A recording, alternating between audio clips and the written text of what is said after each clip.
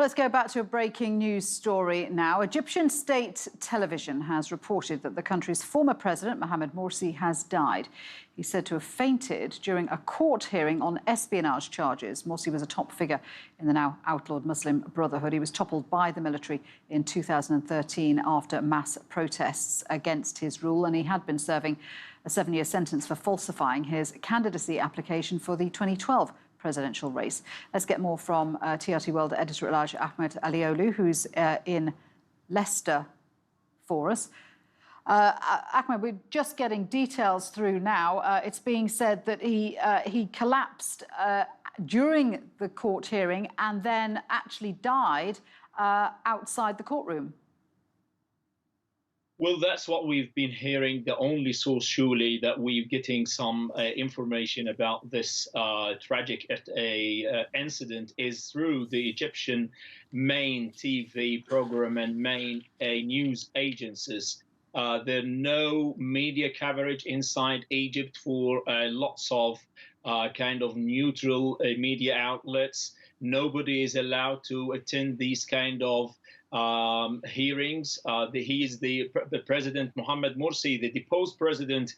He was the first democratically elected president of Egypt, and still the coverage of his trial is not objective. You cannot say that he has been treated in a fair way.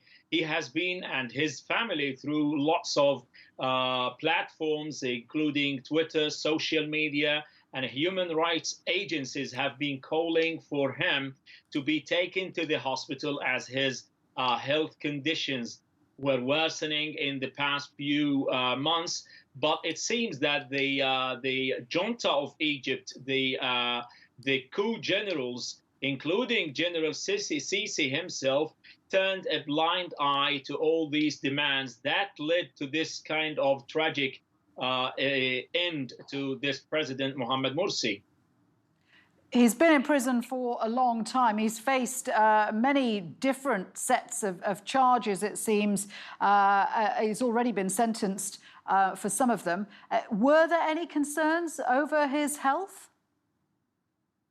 There were, of course, as I've told you, surely his family, his wife and his son have been calling for this and have been calling the international human rights to intervene and try to take him to the hospital. He has lots of problems, but the government in the regime in Egypt did not comply to these to all these calls, including Amnesty International and Human Rights Watch. The main problem is surely that Mohammed Morsi has been in prison and he has not been charged with any kind of crime. All of the allegations, all the indictment that the regime has against him does not make any sense, does not hold water. Espionage with, as a president at that time when he was the president of Egypt, to have relations with Qatar is a kind of espionage. To have relations with neighboring Gaza and, like communication with Hamas in Gaza is a kind of espionage, while the regime now is having the same kind of relations. They've receiving the Hamas leaders and they've dispatching lots of their officials to the Gaza Strip. They've also received the Qatari Emir. They've also been to Qatar. So it is a ridiculous kind of indictment list that they have against Mohammed Morsi, who has been suffering from lots of problems, health problems. But again, none of the regime officials have paid attention to all these calls. There has been, of course, a massive crackdown in Egypt, not just on the Muslim Brotherhood, but any political dissenters of Abdel Fattah el-Sisi's government. How do you think this will be greeted by the international community, the news of Morsi's death? Well, surely it is, again, it is a very paradoxical kind of thing. We are living in the lunacy of the Middle East, especially after the Arab Spring, where the international community have shown no sign of respect or support to the pulse of the nations in the Middle East. People of Egypt, of Syria, of Libya, of Yemen, they all took to the street in order to ask for freedom and for democracy. And the first example that we received in Egypt was completely disregarded, demolished with the silence of the international community. Mohammed Morsi was democratically elected as the first president with a very transparent and democratic election.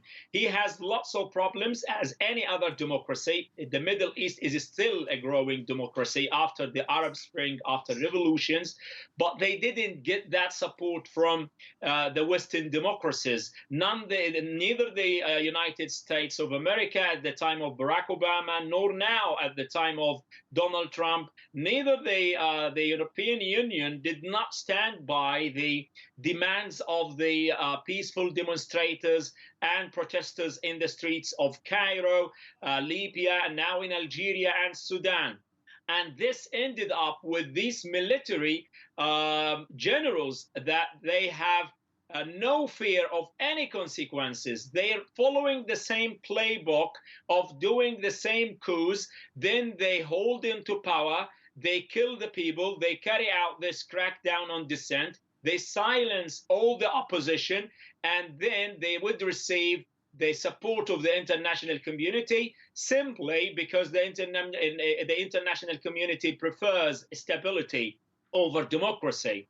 They would give you this binary rhetoric of it's either terrorist or an exodus of refugees coming out from the Middle East, or let's keep these generals and dictators that will keep the streets peaceful. Still, it's a superficial stability. It's not that kind of stable, because the other wave coming in Algeria and in Sudan means that this region is not going to have any stability unless the people, the nations, realize their aspirations of democratic process the same as any other nation in the world. Ahmet Alioglu, thank you very much indeed for that.